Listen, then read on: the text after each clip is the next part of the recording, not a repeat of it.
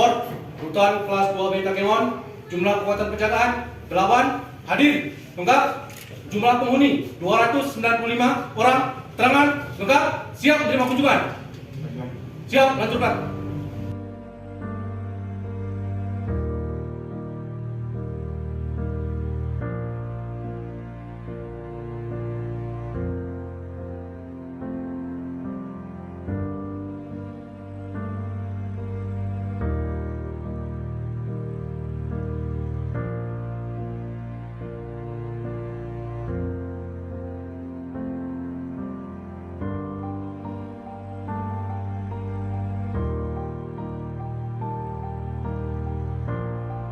Rasa syukur dalam memperingati hari kemerdekaan ini tentu menjadi milik segenap lapisan masyarakat, tidak terkecuali terhadap para warga binaan permasyarakatan.